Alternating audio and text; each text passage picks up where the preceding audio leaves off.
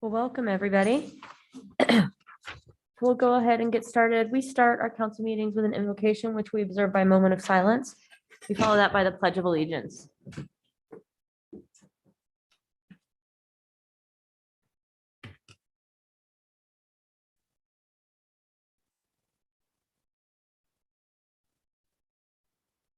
I pledge allegiance to the flag of the United States of America and to the republic for which it stands, one nation, under God, indivisible, with liberty and justice for all.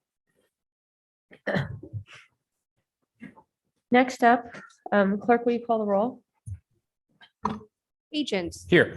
Clegg, Halliburton, Here. Sanchez, Here. Willetts, Here. Woodings, Here. 5 present, 1 absent. Thank you. And next up, a request for approval of the minutes from our strategic planning session and meeting on May 24th. Madam Mayor, I move that we approve the city council minutes from the strategic planning session and the regular day meeting of May 24th, 2022. Second. We have a motion, a second. Clerk, will you call the roll? Woodings, Yes. Agent, Yes. Halliburton, Yes. Sanchez, Yes. Willetts. Yes. All in favor, motion carries. And now the reappointment of Riley Mahaffey to the Building Code Board for a 4-year term that'll end June 2026. Madam Mayor, I ask unanimous consent that we reappoint Riley Mahaffey to the Building Code Board for a 4-year term ending June 2026. Without objection. Is Riley with us?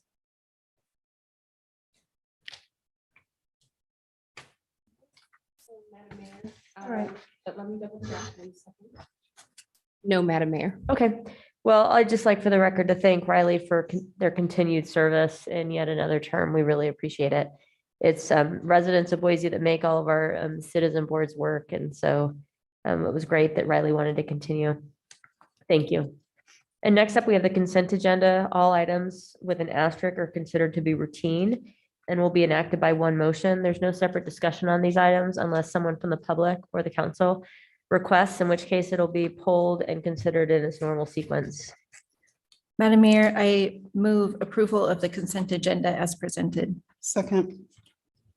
We have a motion, a second. Any discussion? Madam Mayor, Yes. I just want to note, as I often do this time of year, that there's a resolution 291-22 that renews the license for our snack bars at 2 of our pools, which is a very big deal to my children. And so I just wanted to note that. I'm sure that you can go home and give them the good news that there will continue to be snacks at the pool. Great. Clerk, will you call the roll? Woodings, Yes. Agent, Yes. Halliburton, Yes. Sanchez, Yes. Willetts. Yes. All in favor, motion carries. And next up, we've got 2 ordinances on first reading. Madam Mayor, I ask unanimous consent that all ordinances on first reading be read by number and title only and filed for the second reading calendar. Without objection. ORD 29-22 and ordinance CAR 21-00036 for property located at 2587 South Maple Grove Road, amending zoning classifications of the city of Boise City to change the classification of real property, particularly described in section 1 of this ordinance and adjacent rights of way from R-1A to R-1C, setting forth a reason statement in support of such zone change and providing an effective date. ORD 30-22 and ordinance CAR 21-00047 for property located at 2315 South Broadway Avenue, amending zoning classifications of the city of Boise City to change the classification of real property, particularly described in section 1 of this ordinance and adjacent rights of way from R-1C, single family residential, 8 units per acre, to R-2D, medium density residential with design review, 14.5 units per acre, setting forth a reason statement in support of such of a zone change and providing an effective date. Thank you.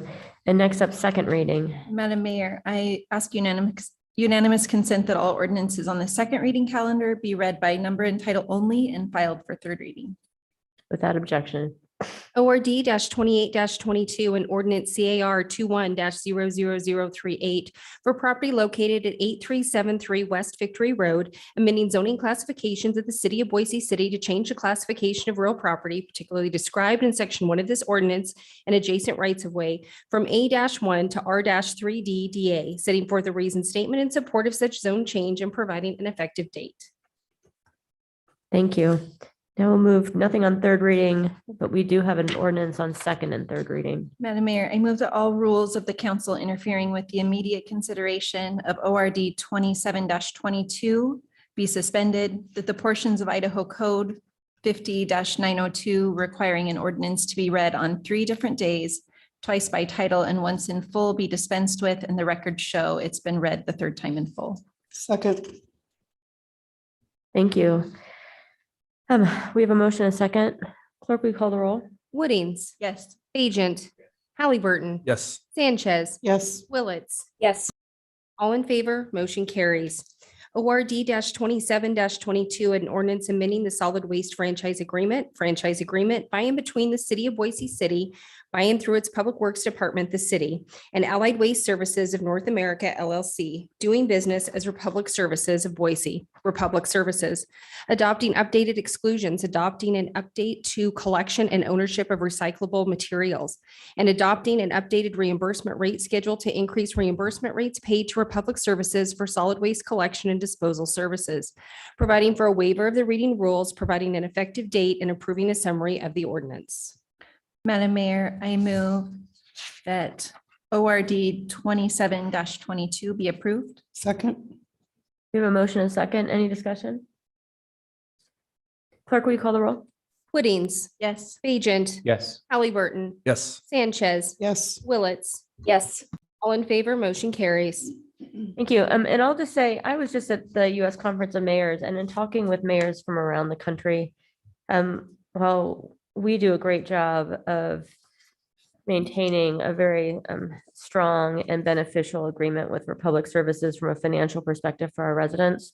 But we also have a great partnership to be able to provide forward-leaning, I'd say, services to our residents. So to talk to other cities and be able to share with them our electric garbage fleet, the fact that 97% of our residents are using composting, and the no sort recycling that we have, we're doing a lot of great things in partnership with Republic. And so really appreciate Public Works staff for all they do to get us there, and Republic for being that partner. So next up, moving into the public hearing portion of the evening. We've got several today. So what we'll do is, if there aren't many folks online, it looks like, but for each item, if you're here for the item, raise your little Zoom hand and we'll be sure to call on you.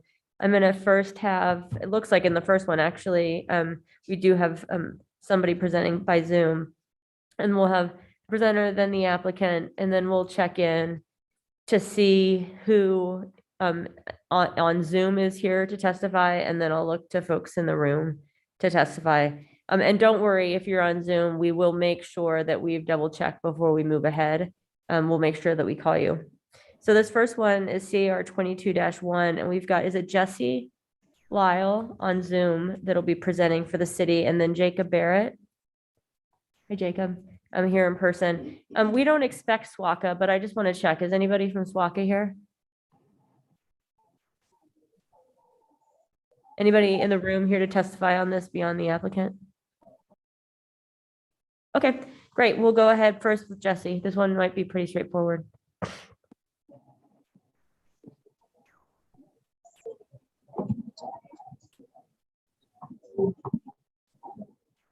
Thank you, Madam Mayor, members of the council. The item before you is CAR 22-1, a request to annex approximately 2.1 acres located at 11825 Victory Road into the city with a zoning designation of R1C. On April 4th, 2022, the Planning and Zoning Commission recommended approval to the proposal with some neighborhood opposition to the proposed zoning designation. The commission found the subject property complies with the requirements for annexation as it abuts the city on the north side, and services are either already provided or available at the site. Additionally, the property is located along a section of Victory Road that is scheduled for improvements on ACHD's 5-year plan. The commission also found that the zoning destination of R1C was appropriate as the site is designated as suburban on the future land use map within which the R1C zoning designation is allowed. In conclusion, the planning team in the commission recommend approval of CAR 22-1, and I will stand for questions. Any questions? All right, we don't have any questions. Oh, wait, Councilmember Willetts. Yeah, thank you. Madam Mayor, can Can we get some understanding on what the neighbors' concerns were? Madam Mayor, council members, so the neighbors' concerns were about the density of the R1C zone, as that allows for up to 8 units per acre. They thought that was too much for that area. However, the applicant has not submitted any other site plans or any other intentions with this. This is just for the annexation with that zoning designation. Thank you. We'll hear from the applicant now. Hello, Madam Mayor, council members. I'm Jacob Barrett with the Barrett Family LLC, the owner of this property. I won't take too much of your time, just it's pretty straightforward. I think Jesse pretty much covered. We had our public hearing with the Planning and Zoning Commission. They unanimously recommended approval. We followed all the steps with staff to make sure that we're picking a zoning that fits with this growing section of Boise, so that there can be better use of this land in the future to fulfill the housing needs. So we just ask that you approve this item for us. Thank you. Thank you. Hold on just a second. I'll Any just see if questions? anybody has questions for you. Nope, no questions for you. Thank you, sir, Thank you. very much. Just want to confirm that Swaka is not here. Nope, all right. I will now ask if any member of the public is here for this item on Zoom, because everybody here said no.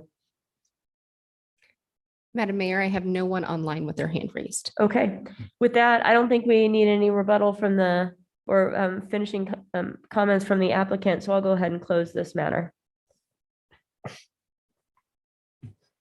Oh, It Madam was so Mayor, fast, you didn't even realize I closed it. just reading the record. Madam Mayor, I move that we approve CAR 22-1 Barrett Family LLC annexation of approximately 2.1 acres with the R1C zone. Second. We have a motion and a second. Any discussion? All right, clerk, will you call the roll? Woodings, Yes. Bajent, Yes. Halliburton, Yes. Sanchez, Yes. Willetts, Yes. all in favor, motion carries. Thank you. Next up, we have CR 22-3, an application with Micron Technology. I asked you, I'm sorry, I asked you this last time. Is it Delaney or Delaney? Okay, it is Delaney. We have Delaney Garlic here with us, and then Paul Marcolina. Hello, Paul, with the applicant. We don't expect Southeast Neighborhood Association, but I just want to check to see if Southeast is on Zoom. Madam Mayor, I do not see anyone on Zoom. And anybody else here to testify on this item? All right, go ahead. I think your mic needs to be turned on, maybe. Good evening. Great. There we go. Madam Mayor, members of the council, before you is a request for a rezone. The applicant requests to rezone approximately 4.79 acres from a T1D Technological Industrial Park with design review to a C1D Neighborhood Commercial with design review zone located at 8837 South Federal Way. The site is undeveloped and accessed from Federal Way with the Micron campus located directly east. Commercial office use is to the north. I-84 is directly west.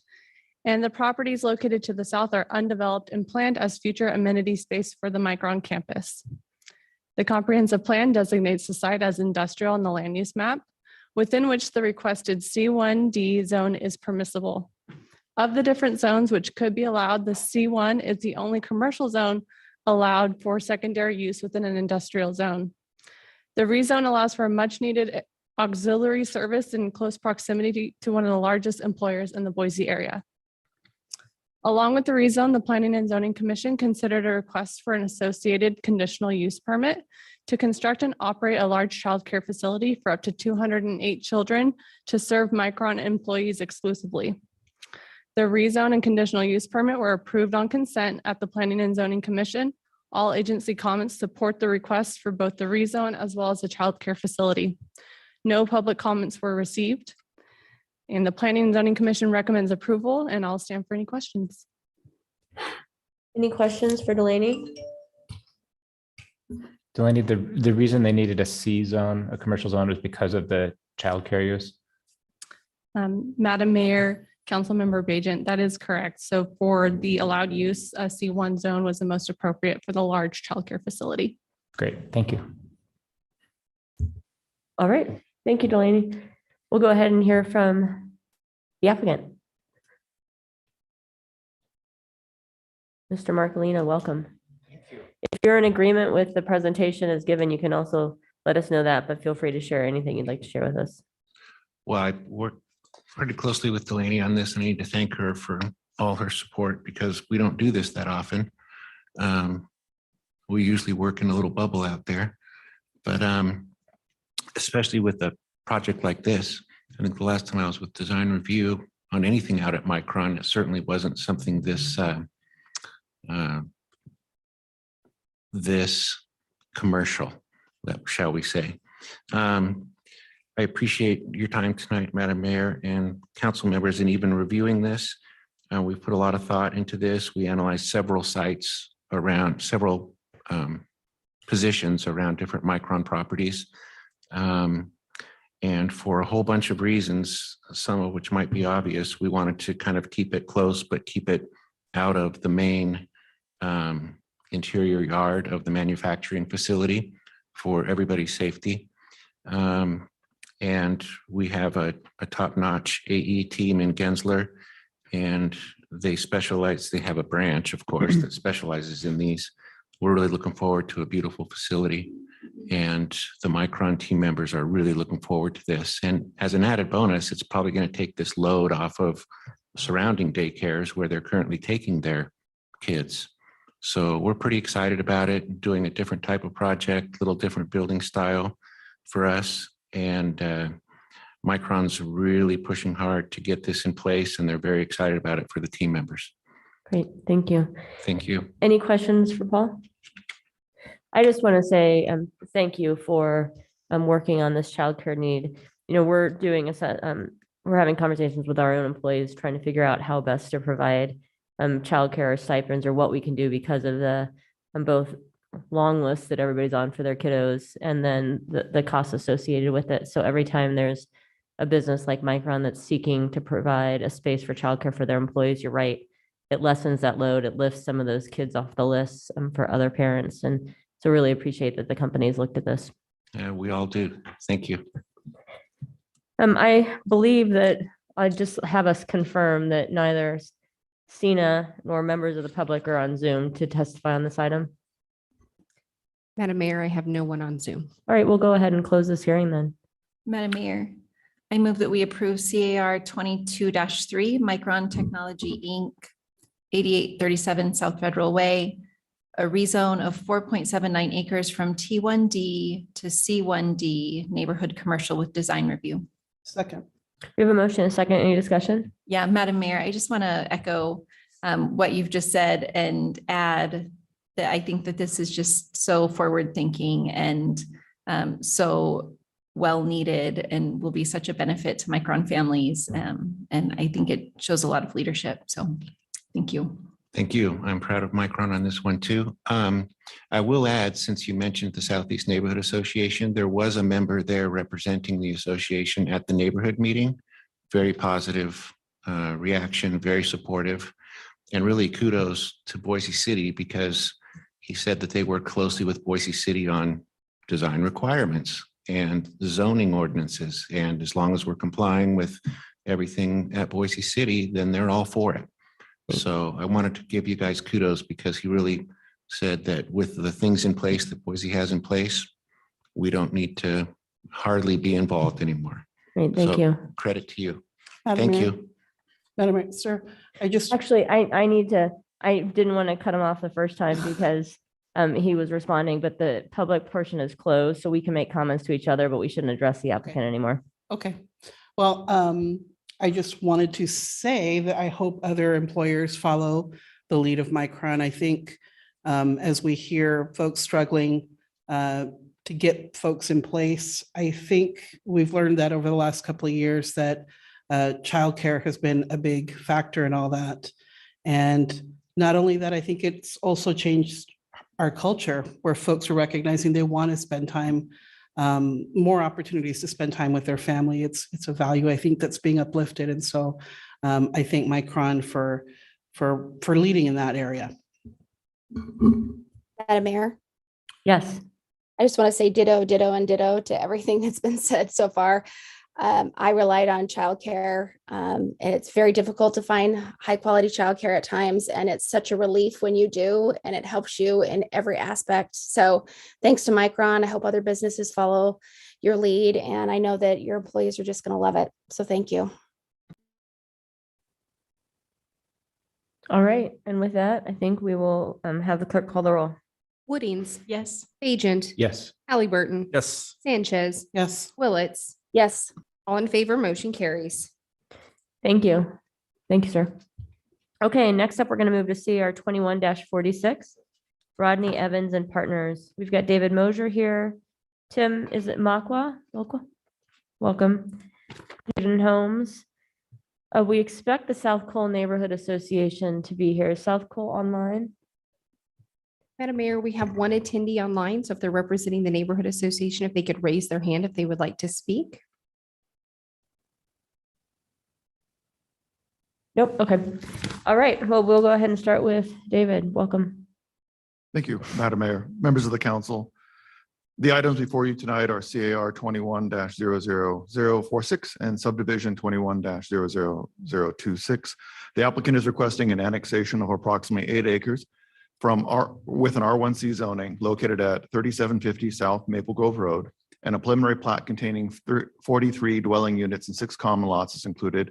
A conditional use permit for planned development for 43 dwelling units was approved by the Planning and Zoning Commission and was not appealed. As such, only the annexation and subdivision before council tonight. And as you can see from the aerial photograph, the property is located south of Victory, and adjacent to the east is the West Junior High School site, which was recently annexed into the city. The surrounding area is primarily made up of detached single-family homes, and adjacent to the north is the church facility. There's a large city-owned property adjacent to the south. As seen on the slide, the R1C zone is compatible and consistent with the surrounding neighborhood since the site and the adjacent neighborhood to the north is designated suburban on the land use map. And the proposed R1C zone is most compatible with the adjacent properties as it would allow for detached residential development, and it is consistent with what is anticipated to develop in the area. In addition, other agencies have commented on the application, have stated no objections to the annexation, and the property does abut, as noted before, city limits. This is the site plan for the development. The development consists of a subdivision comprised of detached single-family homes, and the PUD granted reduced lot sizes, width, and reduced interior setbacks. It does provide pedestrian connectivity to the surrounding neighborhood, which includes the school site to the east and the adjacent property to the west. And in summary, the project complied with all the required perimeter setbacks and amenities as per code. The one main issue to be discussed today, I think, is should the proposed project contain a public or a private street? The applicant is proposing a private street since ACHD suggested the right-of-way be private. However, the applicant intends to construct the roadway to ACHD public street standards. And the reasons listed by the Highway District for not accepting the public street are as follows: is that it doesn't comply with ACHD's successive driveway or traffic calming policies. And the Highway District does not believe there are any opportunities for future street connections. The slide here kind of shows where the staff would think that future street connections could be attained if this was a public street. The planning team and the Planning and Zoning Commission is recommending that it be dedicated as a public street. And to address these issues, I would note that there are design techniques that could be used to address traffic calming concerns. And the planning team believes that there is potential for street connectivity to the surrounding neighborhood, as I just mentioned. Therefore, it is recommended the street be dedicated as a public roadway. However, if the ACHD will not accept a public street and requires a private street, then the applicant shall dedicate a private street to ACHD with the proposed stub street connections in the future, should the Highway District be willing to accept it at that time. The planning team did receive several letters from neighbors expressing concerns regarding traffic impacts, compatibility, density, and loss of mature trees. And I would note that these concerns were addressed within the project report. The planning team also did receive a late public comments, which was forwarded on to the council this morning. In conclusion, the Planning and Zoning Commission recommends the approval of the annexation and subdivision. Thank you. Madam Mayor. Yes. Just for some clarity, the staff recommended it be a public street. When planning and zoning approved it, they approved it as a public street because that was listed in the site specific conditions, I think, for number 2. So they approved it as a public street. Is that correct? Madam Mayor, members of the council, that is correct. They recommended approval as a public. Okay, great. Madam Mayor, one question about this private street issue. And it's my ignorance. I read it like 4 times. One of ACHD's reasons was that the street doesn't meet the successive driveways policy regarding the separation between a public street and the adjacent curb cut to the north. And I just don't know what that means. Like, what is the issue from ACHD's perspective? Madam Mayor, members of the council, from the highway district perspective, there has to be a certain separation between this street connection to a Maple Grove Road and the adjacent curb cut to the church facility. It doesn't meet that separation by their standards because it's an arterial. Okay, so their standard says you need to have greater distance between this proposed street and the curb cut on the church side, given that you're coming into a road like Maple Grove. That is correct. Got it. Thank you. Madam Mayor, I have a question on annexation, and I don't know if this is the right venue for this or through discussion. So if this is annexed, then, and Mergudio Park is adjacent to this, then what rights does that give to the city to then annex Mergudio Park? Because it's already city owned, but it's not within the city limits. Go ahead.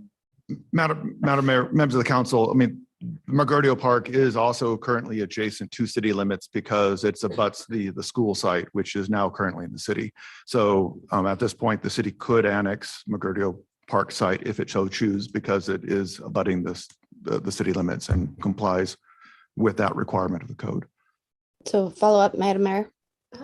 So it sounds like this already exists. The question then becomes, then would there be a formalized motion to do that from the city? Like, would it come before this council in order for that to be annexed?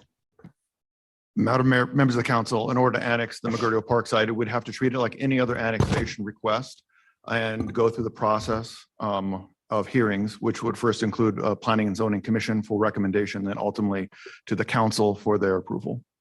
Thank you. I appreciate the teaching. Thanks. Madam Mayor, another follow-up question. I guess it's not a follow-up question. In the report, it talks about a couple of different pedestrian pathways, and I couldn't get the picture quite big enough to really see where those were. I think it goes over to the school. Is there a way that you could bring that up and show on the, I think I can see it up there on the right. They have a, Madam Mayor, members of the council, they have a pedestrian pathway connecting the site to the school site right here and within this micropath connection. So that's one of the connection points. They also have connection points that connect over to the back of the church facility, which is a large sort of playground area as well. And that's kind of off of that open area off the cul-de-sac there. Yeah. Great. Perfect. Thank you.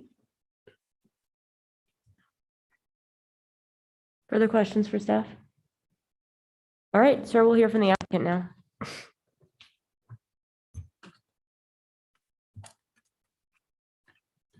Thank you, Madam Mayor, members of the council. My name is Tim Mockwell with Hayden Homes, 1406 North Main Street, Meridian 83642. Could you put my thing up? As soon as there it is. I've got a brief PowerPoint. I'm not going to take a whole lot of time. I agree with the staff's presentation, and we received unanimous approval from P&Z on our PUD and a recommendation for approval on the annexation and preliminary plat. So I think that was fairly thorough, the discussions. And so I don't want to take a whole lot of your time. There are just a couple of things I'd like to show. Okay. See if that works. Is it ready to go? Yeah.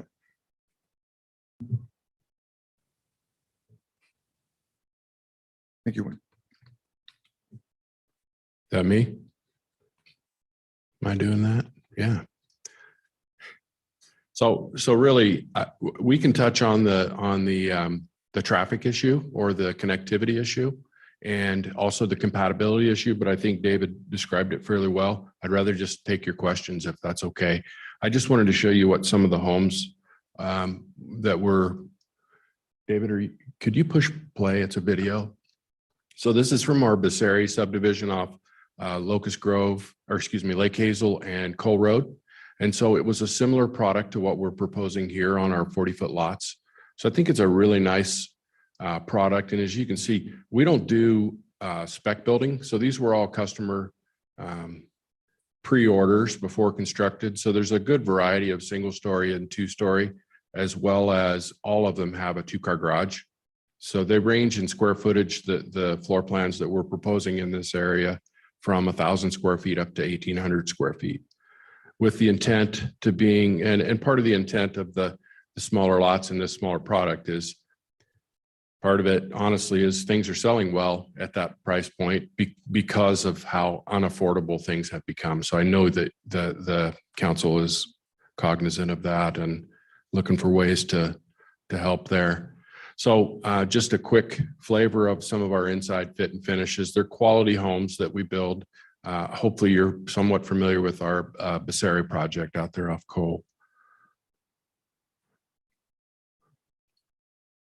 With that being said, I agree with all the conditions. I will point out that in ACHD staff report, they acknowledge that it did not meet the separation distance, but this falls under the category of one that they would consider or recommend a modification of policy to allow it, recognizing that it's an odd shaped flag parcel and we really don't have any other options. David, if I could borrow your exhibit that had the 2 future collector roads shown on it, I think that helps greatly. We were caught somewhat in between 2 agencies here, Boise City wanting a public street, ACHD wanting it private, with the condition that we don't do any stub streets. But as David pointed out, they listed 3 conditions for eventually converting this to a public street. One is the main thing is that between Boise and ACHD, you guys would have to agree that it's in the public interest. And so you can see these 2 green lines on here. You know, if there were a future collector road, which ACHD envisions from Maple Grove over to Cole, you know, we've got 2 stubs on our south boundary as directed by staff that, whether it's a park or a future development, could take that access off Maple Grove, or at least convert that to a right in, right out. So I think what we're proposing is a interim fix. It's the best we can do, caught in between the 2 agencies. So I hope you would recognize that, particularly with the collector road going over to Cole. You know, we could dump have 2 connection points there. So we're in agreement with all the conditions of the city and ACHD. And with that, I'm happy to answer any questions that you might have. Thank you. Questions for the applicant? Madam Mayor, I just had a question about, and it's totally not, it's not super related, but I noticed that some of your landscaping that you showed us, what looked like waterwise landscaping, is that something that you're doing on purpose? Is that, I mean, it was small lawns, nice, you know, plantings, but it didn't look like all lawn, which we know is probably not the smartest thing to do in the desert. So over the past couple of years, we've greatly reduced the amount of lawn. We find that we've got a lot of implants coming in here that aren't used to having irrigation water, and they think it's free irrigation water and open the taps. And what that does is create a lot of problems drainage wise on their lawn and on their neighbor's property. So we've started reducing the amount of lawn with more plant beds and the permabark areas. Great. Yes. Thank you. Appreciate it. Any further questions? Thank you. Thank you. Now we'll check to see, is anybody from South Cole with us?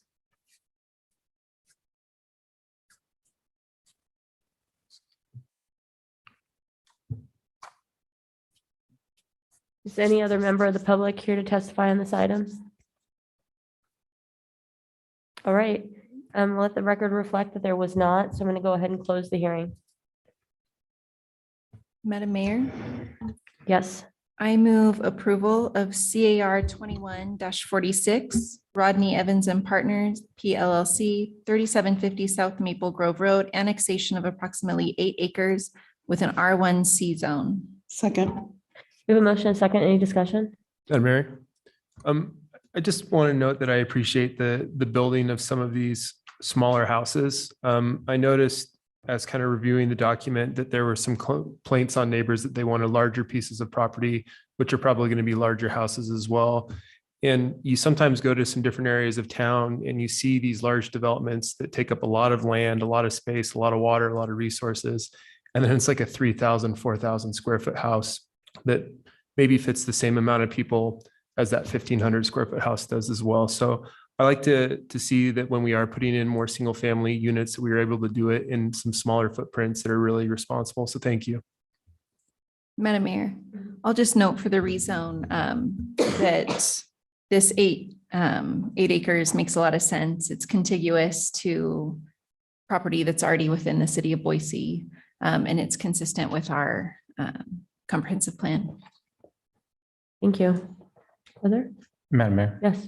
Yeah, just on the street issue, I guess I really appreciate the interim fix that the applicant's trying to make here. And I'm sorry you're stuck between 2 agencies. It seems like, with 43 buildable lots, it's a couple hundred people who are going to live right here. There's a large city property to the south that something will happen with in the future. The public's going to be coming and going. And then there's the future plans for connectivity to coal, all of which are very much in the public interest to have. So, I know we're not the people who make that call, but it really seems like this should be a public street. And so I hope you get there. All right. And with that, clerk, will you call the roll? Woodings. Yes. Bajent. Yes. Halliburton. Yes. Sanchez. Yes. Willetts. Yes. All in favor, motion carries. Madam Mayor, I move approval of the Crestgate subdivision, SUB 21-62, Boise City preliminary plat, Rodney Evans and Partners, 3750 South Maple Grove Road. Second. We have a motion and a second. Clerk, will you call the roll? Woodings. Yes. Bajent. Yes. Halliburton. Yes. Sanchez. Yes. Willetts. Yes. All in favor, motion carries. Thank you. And next up, we have, thank you. Have a good night. We have DRH 21-517. A historic appeal. So we've got Josh, I see Todd over here. Is Nina, are you with Nina, sir? Nope. Is Nina online? Madam Mayor, again, I have one person online, so if they're with Nina, I would request that they raise their hand. Madam Mayor, no one is raising their hand. Alrighty, so, and we don't expect any member, are you here to testify on this item? Alrighty. We'll hear first from Josh. All right, thank you, Madam Mayor, members of council. The applicant is here tonight appealing the Historic Preservation Commission's denial of an application to construct a second-story addition on a contributing structure in the north end at 1706 North 8th Street. The property is located very near the corner of 8th Street and Alturas on the east side of 8th Street. It is accessed by the alley fronts 8th Street with a detached garage in the rear. The site plan shows in greater detail the layout of the home and the property. The applicant's proposal for an addition is located generally in the middle of the structure, which you'll see in the following slides. So to provide some more living space for their family, the applicant did propose to add a second-story addition consisting of a cross gable with some clip gable ends to mimic the existing structure. Along with that, it would rework and slightly expand the existing entry on the side of the home. So at the Historic Preservation Commission hearing on January 31st, the commission did deny the request.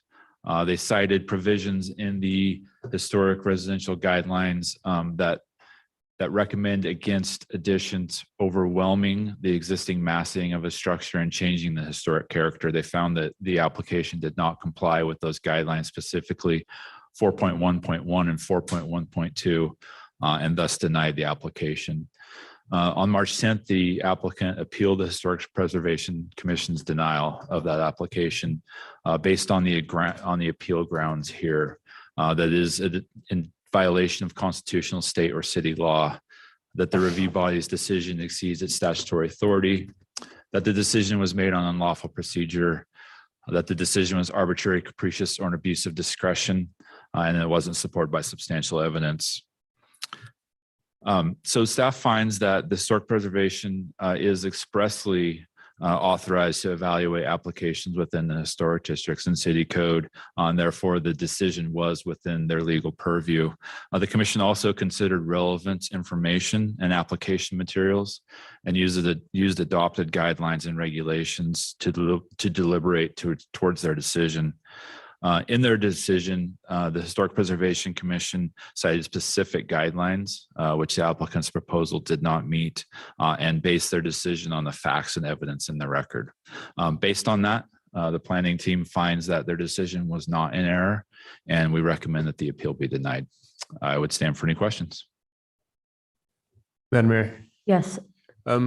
Josh, thank you. So reading through the report, it looks like the planning team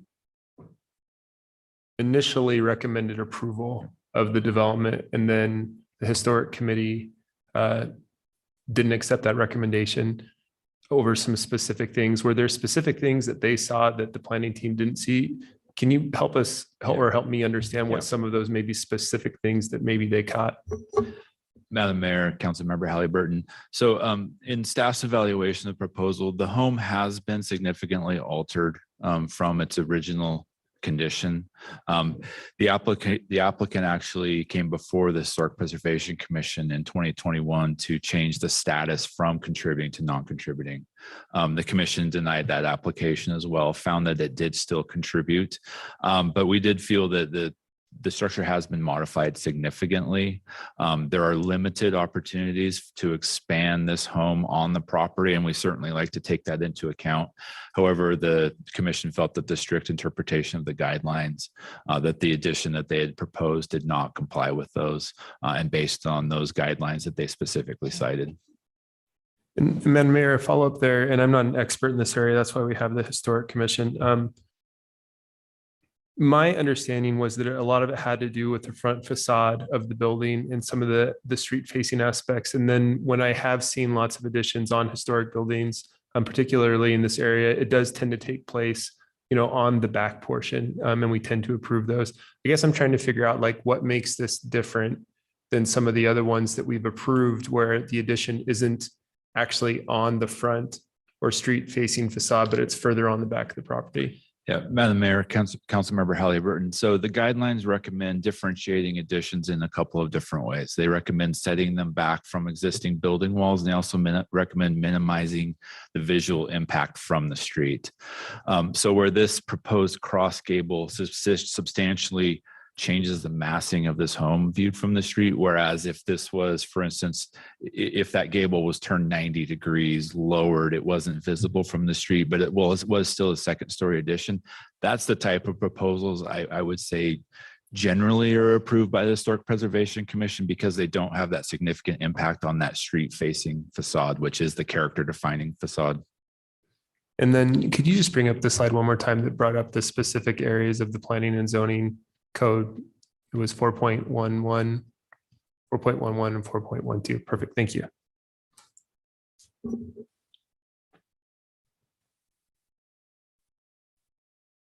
Further questions before we hear from the applicants?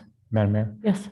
One question for Josh. Also, in the transcript of the commission meeting, there's a lot of discussion about the home being borderline contributing and about whether approving this might make it non-contributing. And there were some commissioners who felt like, honestly, if it was resurveyed, it probably would be non-contributing in the first place. And as I read that transcript, although not cited in the basis for the decision, a large part of the discussion was driven by a concern that approving this would push the home from contributing to non-contributing. And what I wonder, as I understand it, that's not a relevant factor under our code or our guidelines. Like, the effect of the property, whether it remains contributing, isn't pertinent. It's only these guidelines here on the slide. Am I wrong about that? Because this is the second one we've heard where that's been driving it. Yeah, Madam Mayor, Councilmember Bajent, you probably remember back in January or so, we heard the one where there was this speculation about would the changes make the structure non-contributing. That is speculative, and we do not consider that in the guidelines. They do not provide guidance about maybe this would make the structure non-contributing, because again, it isn't non-contributing until it's resurveyed. So that would just be purely speculative. Great, thank you.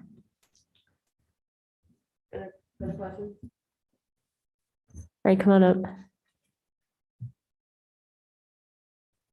Madam Mayor, I might just need a moment to work. Sure. Yeah.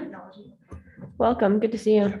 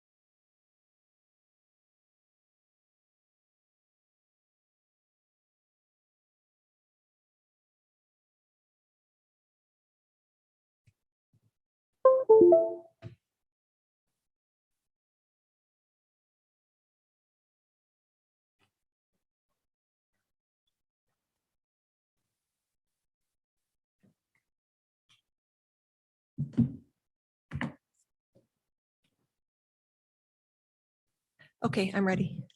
Thank you. Good afternoon. My name is Whitney Jankowitz, and this is my husband, Todd Jankowitz, and we're here to talk about our home at 1706 North 8th Street.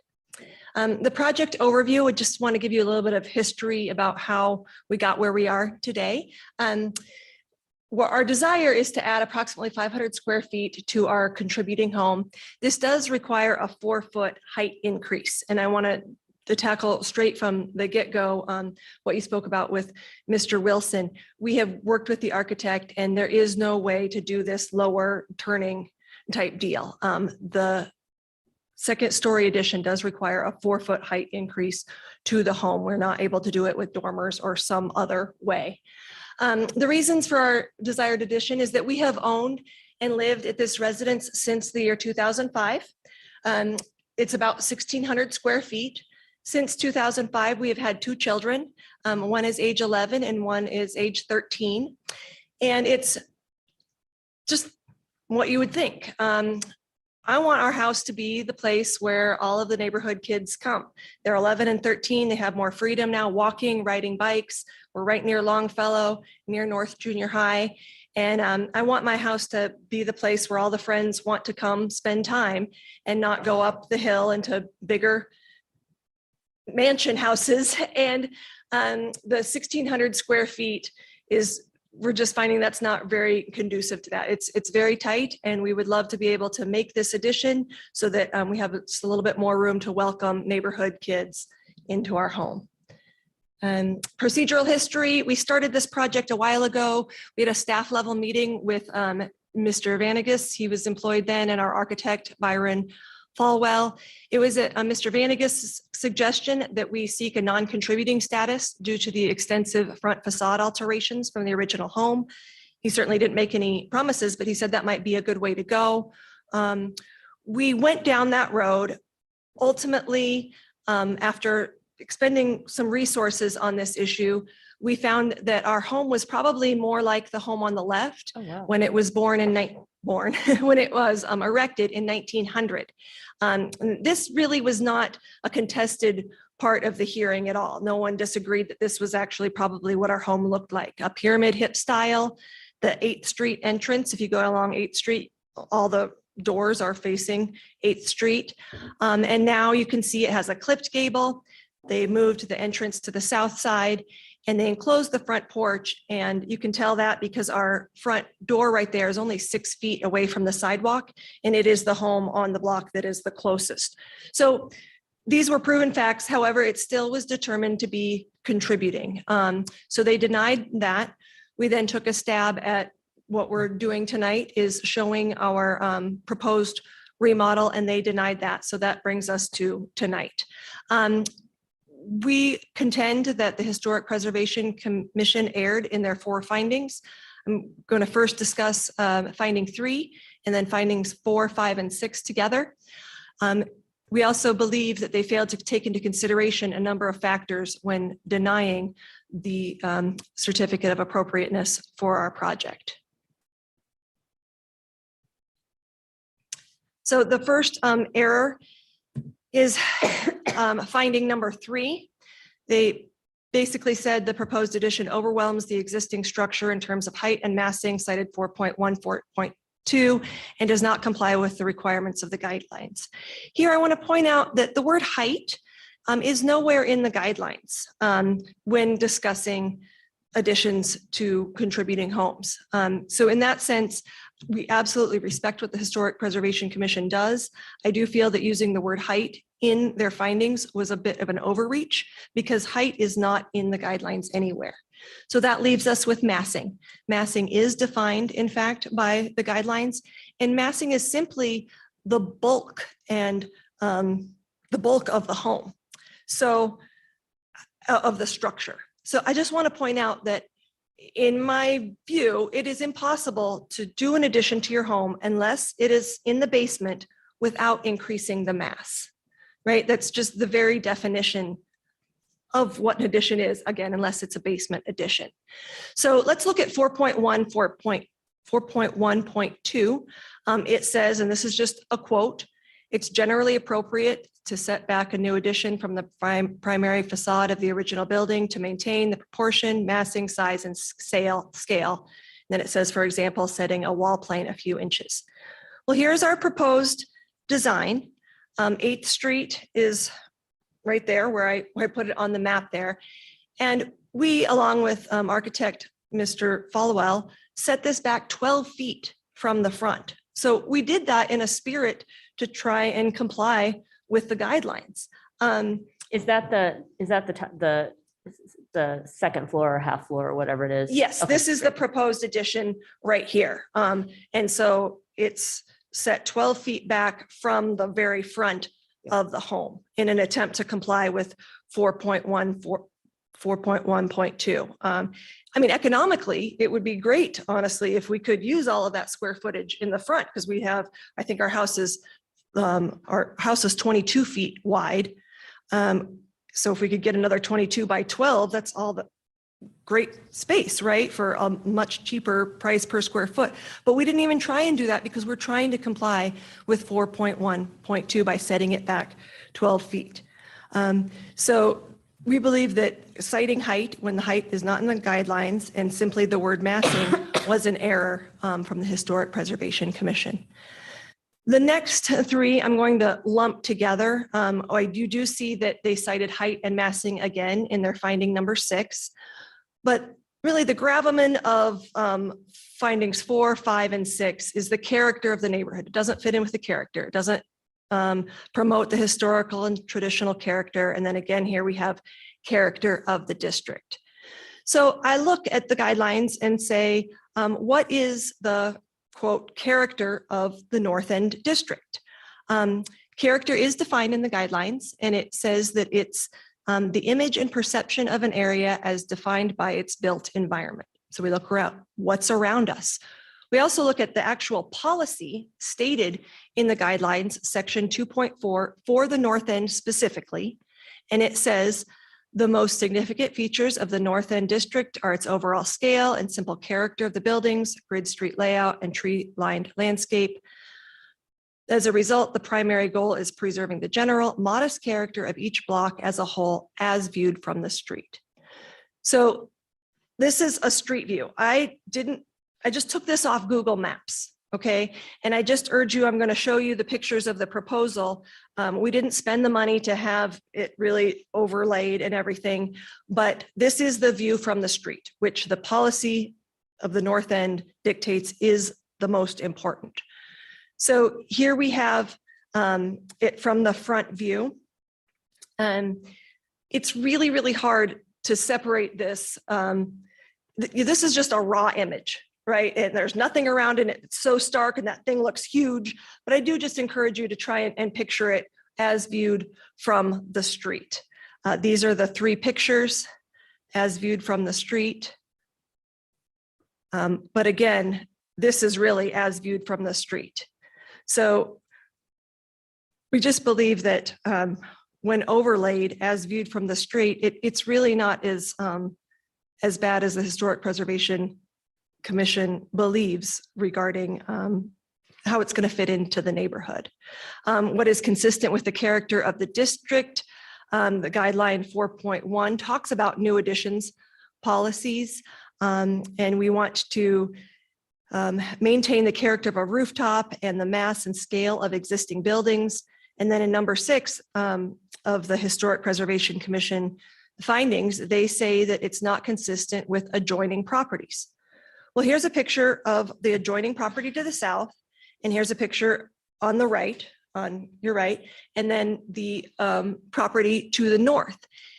And I want to point out that we are the only single-story house on our side of the block. So if we are talking about, as they said, it's not consistent with the character of adjoining properties, a small second story in the back certainly is. So we believe that they erred in findings 3, 4, 5, and 6 for those reasons. And then a part of the reasons for appeal is that the commission maybe failed to take into account some things. And I think that they failed to take into account the following. The property doesn't provide us any alternatives. This is a modest addition. They didn't take into account the city of Boise housing analysis, the neighborhood character, the contributing house or not, as well as the neighborhood support. The guidelines do recognize that the circumstances that your property is on can change, and the site constraints that you're dealing with can alter the guidelines and the way that you view the guidelines. And there's an example of that in 4.1.7. So if we look at our property, and guideline 4.1 kind of walks you through, if you have a historic home, what should you do? Well, you should first look at basement additions. We did that. We cannot do that because that's where our bedroom is. It's already dug out. That 1,600 square feet includes our basement bedroom. So we can't do that. We've considered additions on both the back and the side, but we have a substandard lot. You can see right here, our home is 22 feet wide. My son says that's smaller than a professional soccer goal. And we're really tight. We can't go north and south. And then we only have 25 by 40 left of open space. And to build in that would be a violation of the footprint requirements. So the fact that this is our only option, I don't feel was fully considered by the Historic Preservation Commission. This is a modest addition to achieve contemporary space needs. And that's language from the guidelines. In some ways, it seems that they do recognize that these historic homes need to live and breathe with the families that live in them. But we are not here seeking to make a 3,000 or 4,000 square foot house. You know, after the addition, it would be around 2,100 square feet. That is still in compliance with the modest look of the North End and what we're talking about regarding the North End policy. This was a City of Boise housing needs analysis. Number 4 noted that neighborhoods need to increase housing density by 26% to meet housing demand.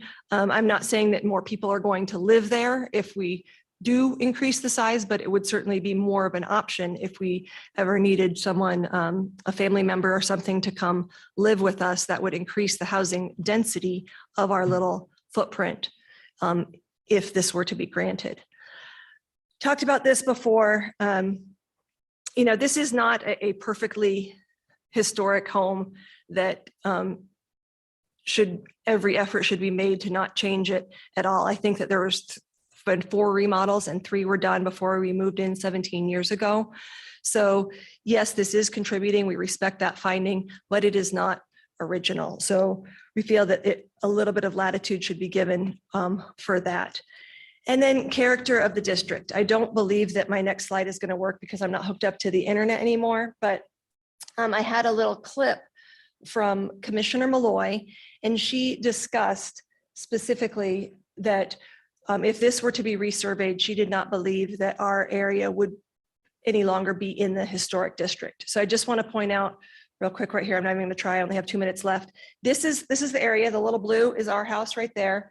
The east boundary of the historic district is marked in red. So there is no more historic district from there on. We surveyed and none of those homes that are black are contributing, okay? Our home is, and 4 others. So we are right on the edge. And if 5 of 19, and that's not an opinion, we went and looked and looked up every single one. So when we're talking about the character of the district and not allowing us to do a 500 square foot addition to a district that may or may not even exist in reality, it's a tough pill to swallow. They denied it because it didn't meet that. I want to say that the neighbors disagreed. We had 12 affirmative letters of support. I don't feel that was considered. Neighbors to the south, to the north, to the east, and then 9 other letters. In fact, there was no opposition. The Boise City staff disagreed. We talked about that. They supported our project initially. And then NENA disagreed. This is a very active neighborhood association. I know that you all hear from them all the time. And these are some quotes. The proposed floor plan demonstrates a desire to minimize the visual impact of the changes. The historic guidelines don't explicitly prohibit a 2nd-story addition. NENA supports this family. And finally, the project would not be injurious to the character of the district. So NENA testified at that first hearing and said these quotes. I just urge you, homes, historic homes, we love them. I love living in one. They can't be stuck in the past. We need to be able to adapt our homes to our current needs and desires. And I just feel that a 4-foot increase for a family who's been there for 17 years, and we want to stay there. We can't afford to move up in the hills, nor do we want to. So I just ask that you agree with us that they erred in a number of ways and approve our project. I would love to answer any questions if there's still time for that. Yeah, if there's time, we can take questions. I just have a question because I don't have the record in front of me. What was the vote? 1 commissioner voted in our favor. Was that Malloy? It was No. Otter. Okay, thank you. Madam Mayor. Yeah. A couple questions. Is there any chance we could put your last slide back up with the side-by-side photos? My last slide. Oh, I guess it wasn't your last slide. I'm sorry. With the 2 side-by-side photos, one with a gable roof and then one with a hipped roof. Okay, so at some point, somebody got rid of that hip roof, turned it into a gable roof, and moved the front door over to the side of the house. And when they did that, they enclosed that front porch because the home is only 6 feet from the sidewalk. Got it. Do you know when that happened? Well, that was Whitney, were you talking to the mic so that? yes, ma'am. Yes, Mayor, I will. When that happened is a little bit of a point of contention. Our builder crawled up there and he found some lumber that he believed it happened in what year, Todd? Late 60s. That wasn't, I would say, the fact that it happened was uncontested. There was a little bit of dispute about that fact, about when it happened and when it didn't. And ultimately they said it doesn't matter when it happened because the other factors are met, but we believe it happened in the 60s. And then my next question has to do with okay, first, you can tell by looking at it that the original facade is not there. None of it's there, right? Not even the siding, right? The porch is gone, the hipped roof is gone, the door's in a different spot. So the original facade's completely gone. What I saw in your street view picture was that your house is shaded and behind trees. And so am I correct in looking at the street view picture that what's being added to your house from the street's perspective will be visually blocked by trees? And if so, do you plan on keeping those trees? We plan to keep all the trees, yes. Yeah, that is the case. And like I said, I just literally went to Google Maps and pulled that off. I wasn't trying to get a good shot or anything. This is obviously taken closer, and the slide I showed before, which I could go back to, is taken from the street view. So there's a huge tree right there that's not in foliage right there. But yeah, we're not taking down any trees. Yeah, okay, great. And then my last question, on the back side of the house, these weren't in your renderings, but on the back side of the house, there's two additions. I can call them janky additions because my house has janky additions too. Yes, sir. Does this new roof structure get rid of those, or is it happening on the street side of those and those will stay? I'm just curious about how you're handling that. Those will stay and they will happen. The addition will happen on the street side. Okay, Correct. thank you. Madam Mayor, just to be clear, because I think I might be a little confused, that's not the old house. That's what you think the old house may have looked like. Precisely, yeah. Yeah, and why do you think it looked like that? Well, when you get up in the attic and do like the investigative work that we did, it's clear that was the roof. The distance from the sidewalk where in our house would have ended originally is consistent with that size of a porch. 8th Street, all of the entrances are on the west side or east side. You know, all the entrances of the homes on 8th Street face 8th Street and not on the side. And as well as the fact that I think that this was a Sears Roebuck, like one of those, is that right, Todd? Yeah. But they had designs that were fairly prevalent in the north end around that time period. And Madam Mayor, following up there, and they were able to tell that the front of the house now is newer construction than other parts of the house. We believe so, yes. Okay. Madam Mayor, continuing, when you talked with Ted originally, he kind of advised you to go the route of trying to get it listed as non-contributing. Did he say that because he didn't think it was going to be possible to add the type of addition that you were wanting? Was there something that he saw that said like, this isn't going to be compatible unless it's actually a non-contributing house? Well, he's not here, and so I'm just going to speculate. Sure. I just want to let everybody know that I'm speculating and you're asking me to. I think that he had seen enough attempts to increase the roof height on contributing homes be denied in recent years. It was clear that was in recent years, that he thought that might be an easier path, as well as the fact that if we could get that, then we wouldn't, then it would be a whole new world, right? Or not paying whatever per square foot for a 500 square foot addition. Yeah, fair enough. And then the last question I've got, with the addition, the second story addition, you did sort of, I forget what you called it, to the roof line to make it match what you've got over the door. I'm curious what informed you to do that different style on the roof line?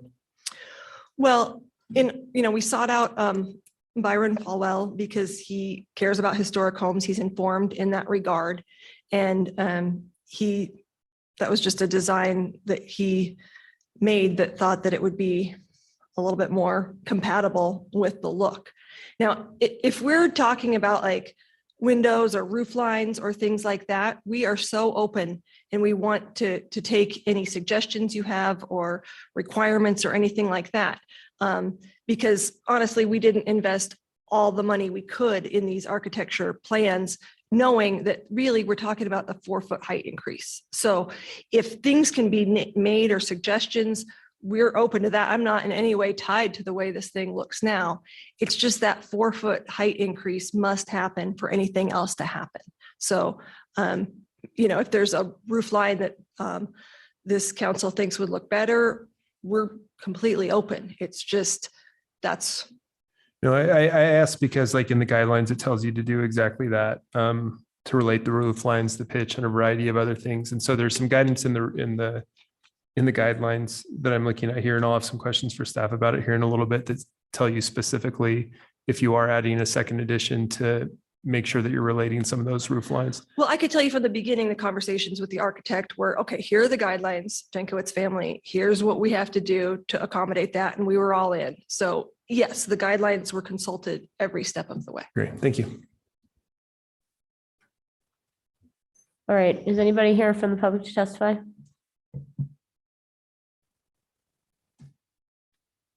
Madam Mayor, I do have one person online with their hand raised. If you give me just a moment, I will allow them to speak.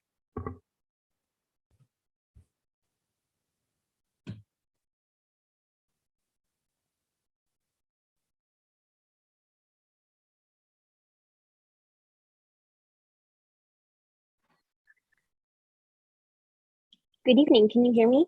Yes. Hi, Madam Mayor, members of the council, Cindy Montoto, 718 East McKinley Street, Boise, Idaho, 83712. I am testifying tonight simply as myself, a member of the public, specifically a neighbor within another historic district. I do serve on the HPC. However, I was absent the night that this application was initially heard and therefore did not vote. And my testimony tonight is really not to speak to this application in general, but the applicant did mention that 5 of the 19 homes on the block are contributing, meaning 14 of the 19 homes are not. And while speculative, any major changes to contributing structures do pose a risk and change to status to the district. And we're losing our contributing homes. And without resurveying our districts, we are at a severe risk of losing our status as historic districts. And so I ask that you take into consideration at some point in the near future resurveying our districts, because we could avoid potentially situations like this.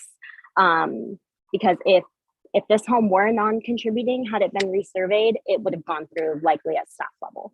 So I just ask that this is something you put on your radar. Thank you. Thank you. That's a really good suggestion, one I see lots of heads nodding about. All right, I think that's it. Any further questions for staff before I close this? Madam Mayor, I've got some questions for staff. So I'm just kind of looking through some of the guidelines that were pointed out in the Historic Commission's findings. And I'm not, like the applicant was saying, I'm not seeing a lot of stuff that actually talks about height. I'm seeing lots of things that talk about scale, and maybe I'm missing, some of those areas. Also, height of 4 feet increase isn't necessarily significant, but there is lots of stuff in here about roof lines, about pop-ups, box tops, things along those lines. I'm just trying to understand exactly what it was that they were seeing in these sections that were explicitly making it fall out of line. Madam Mayor, Councilmember Halliburton. So I think generally speaking, the Historic Preservation Commission associates the terms scale, size, and massing generally with height. Sure. I think height is a component of all of those terms. So that's where the height comes into play. And in terms of the roof lines, I think that you have to take these guideline sections as a whole, right? So you can have a roof line that relates to the other roof lines that it still increases the massing inappropriately. And I think that's what they felt like this did, even though it did have those roof lines, the clipped gables that you mentioned that do relate to the existing structure. In addition to that, they did still feel that the massing increased to a level that was unacceptable. Sure. And then following up there, and I kind of asked this already, so I apologize for asking again. I guess the hard part that I'm trying to wrap my head around is that there isn't anything in here that says don't add a second story onto your building. It does say examine basements first, examine some, going off the back first and some other areas there. And then it says, a variety of different things.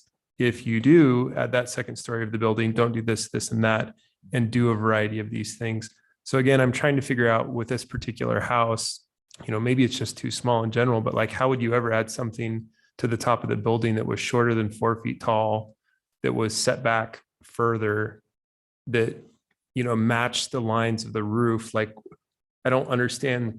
Maybe this is an impossible house to add a second story onto. And that's what the getting at is that the size of the house and anything on top of it is going to be a mass too significant. Madam Mayor, Councilmember Halliburton, I think couple of things are important to keep in mind. Their guidelines, they say it's generally not appropriate, recognizing that there's no, there are so many unique circumstances in the historic districts that you couldn't certainly write a bunch of rules that say, do not do this. It's generally appropriate to do these things. So they are guidelines that can be applied to specific situations.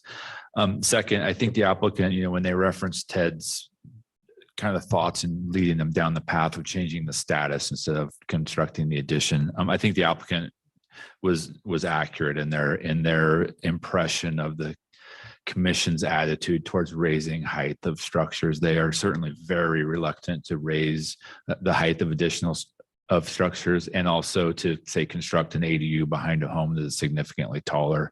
And they relate that, directly back to those findings about neighborhood compatibility, the size and scale of traditional homes and looking at the historic district as a whole, not just a block, right? That generally homes were smaller in scale, and that it would be out of character with the district as a whole to really increase height on a broad scale. So those are the kind of things that they consider when they look at these. And again, they're guidelines, right? They're meant to make an informed decision on difficult situations such as this, where there is a home that has very limited opportunities to expand. Yeah, thank you for making sense out of my jumble of words there. The best that I could try to get them out. So I guess my last question, Madam Mayor, is it seems like if the appeal was denied, there's not really an avenue where we would tell them that, like, here's the different types of things that you could do to get that second story on there. It seems like if the appeal is denied, we're sort of saying that, like, this house probably isn't going to have a second story on there as a contributing house. Madam Mayor, Councilmember Halliburton, I think that's probably an accurate statement. Some properties, just due to size limitations of the law and the existing structure, probably there are certain circumstances where an addition is just not possible. If this was denied. Sure. Thank you. Any further questions? All right, I'm going to go ahead and close the public hearing. Madam Mayor, Yes. I would move that we grant the appeal in DRH 21-517. A second? Second. We have a motion and a second discussion? Madam Mayor, I think this is a little bit of a tough one, but I think the commission did make a decision that was in disregard of some of the facts and circumstances, and that at least in some ways exceeded its statutory authority. And the facts and circumstances, I think, that were disregarded or not given enough weight. First, what the commission was correctly concerned about was the feel of the structure on the street-facing facade. And what the commission had in front of it were these architectural renderings, these elevations that just sort of show the picture in the abstract. And what we could see in the Google view was it's a very tree-lined street. The trees shade and block exactly what's being built here. And so really what you're going to see is the original facade that's not even really that original anymore. So that's the first part. The second part is I think the commission used height as a proxy for these very different categories, size, scale, and massing that we measure against the neighborhood as a whole. What's being proposed here isn't any larger than what's on their side of the block. It's not any more massful, not any more massive, and its scale is consistent with exactly what is up the street to the north. And then the third thing is this contributing home might lose its status point, because that's come up twice now this year. It's tough because we had testimony from a commissioner who pointed out very correctly that we've got to preserve what we have because we could lose, the requirements that we need for our district. But those requirements are a percentage of homes that are contributing. And the problem we have is around the edges, we have these non-contributing homes. And I think the commissioner is right that we should think about A, resurveying so that our commission is working with good data. And then B, help at a policy level from the council direct that what the commission should be applying are the current correctly written guidelines to the facts and circumstances of each case, so that they don't have to worry about these kinds of things, so that they're not trying to make that much bigger picture call. So I'd support a further conversation about resurveying to get our district more accurately drawn. But in this particular case, I think the disregard of the actual facts and circumstances on the street, and I think the use of height as a proxy for this more nuanced analysis were errors.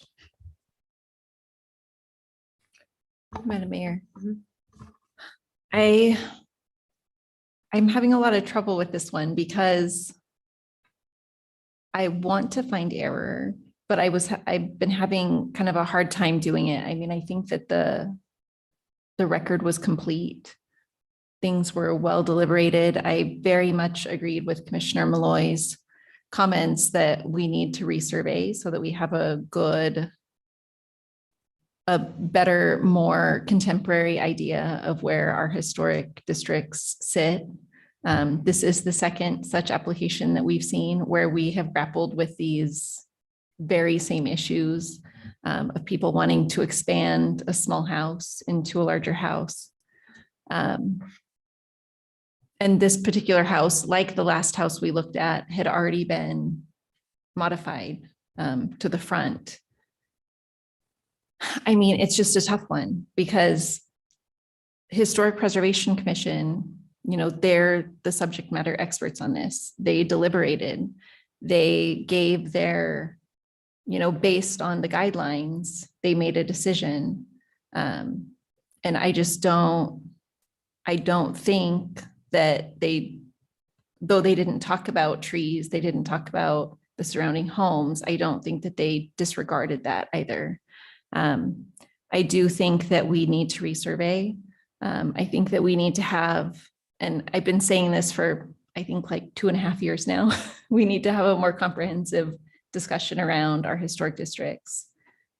We've had some staffing issues that have made that impossible for a while, but I'm hoping that now that PDS is getting staffed back up, we can have that conversation because we keep running into these things. We keep, you know, all of these wonderful historic homes come to us on appeal and they've been considered by a Historic Preservation Commission that we're supposed to trust to apply the guidelines. And then if we throw them out, then we're not trusting the Historic Preservation Commission to make decisions based on the guidelines. So it's a rotten place to be. I think that for a variety of reasons, this is where we are right now with historic districts. And I would like to help to remedy that in any way that I possibly can and refine our policies so that we can hopefully avoid these issues in the future. But I think I'm going to be voting tonight to deny the appeal. I won't be voting tonight because there are 5 of us, but I'm going to jump in. I don't want any council member to feel as though making a decision to grant an appeal is a lack of trust for our commissions. Because as council members, and if there were 6 of us, I could potentially be voting tonight. It's on us to hear the record and make a decision based on what's been presented to us while reviewing the record. I think the applicant made a great case for the things that ought to have been considered or how they could have been considered. Agree that we need work on this. It's not just 5 of 19 houses in the survey that matters, it's the whole district. And so I think that if we'd stepped back and looked at the count district-wide, that kind of boogeyman argument that we've heard a couple times of we might lose the district in these cases would look a little different. But in our commission's structure is set up that in any decision that's made by any commission is rightfully before us. And there are times that we find that they're an error and it's not a lack of trust, but a disagreement. And in this case in particular, the lot's constrained and it's a small addition that has taken into account the design of the home and the history of the home. And I think it's unfortunate actually that it might have gotten caught up in the talk about attempt to get it off the contributing status, because then there were 2 things that the commission starts to think about is, you know, what happens if this comes off and the impact on the district, and then the house itself. And while it would have made the whole process easier, because if it was non-contributing, they could do whatever they wanted on this lot, I think that it made it more difficult for the commission to separate the 2 issues in consideration and deliberation. And frankly, this is a constrained lot. This house is right on top of the street. I go by it often. Like it is literally right on top of the street. And the houses on either side of it are taller than it and they are right next to each other. So there's no room that way either. I mean, there's nowhere to go but up. And when we're in a city within districts that are seeking to ensure that families can stay in our communities, it's up to the council, even more so than the commission, to kind of weigh the evidence and the appeals and determine if that fits into the context of our language. Madam Mayor, I agree with everything that every single person has said so far. There's a couple things that I want to bring up because I think we're comparing this a little bit to something that we saw earlier. And to me, there's two big differences. And one of the big differences is that the last applicant was wanting a dormer, but the dormer wasn't a make or break on whether or not they would actually be able to do the construction on the house. It was actually largely aesthetic and going to make it a little bit nicer. So when we actually look at the guidelines, it talks about if a dormer is necessary, it should follow this character of things. In that circumstance, it actually wasn't necessary. They could still do the addition. It just wasn't going to be, as bright and sunny on the inside. Here we actually have somebody who is doing it for a reason that isn't decorative. It's actually a necessary use on a constrained piece of property. So I think that there's a difference there. I think there's another difference is in that the last house that we were looking at, if we would have added that dormer that wasn't necessary, there's a strong chance it was going to become a non-contributing house. And so it might switch. Here we have a house that we already expect, and one of our commissioners already expect isn't contributing. Something's going to happen to it, and it's still not going to be contributing. And so if a survey was done now beforehand, probably wouldn't be on there. If it's going to be done later, still probably not going to be on there. So I don't know that we're actually taking a house and switching it from one way to the other. I don't find like explicit error. I can understand that the Historic Commission got to where they did. I can also easily look through a lot of these guidelines and say they did this one, they did this one, they did this one, and it isn't out of character with the rest of the neighborhood. For those reasons, I'll be supporting the motion.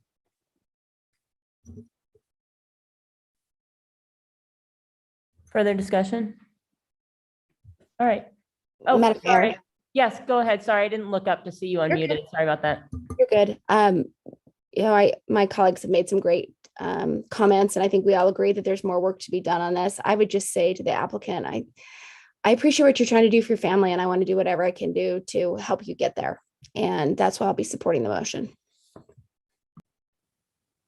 Thank you, Madam Mayor. Two of the things that were brought up in the last time we had this kind of conversation this time is it's kids. And I think, we're always talking about how we want to promote more opportunities for folks to get around our city by walking, biking, that we want to provide more opportunities for density. And that means making the most of what we already have. And it sounds like after two of these, maybe that will be put on our list of to-dos is resurveying our historic districts to tighten that up a bit. So with that, I will be supporting the motion. All right, clerk, will you call the roll? Woodings, No. Bajent, Yes. Halliburton, Yes. Sanchez, Yes. Willetts, Yes. 4 in favor, 1 opposed, motion carries. All right, and that is the last item on our agenda. Madam Mayor, I move we adjourn. Second. The motion second, all in favor? Aye. Aye. We are adjourned.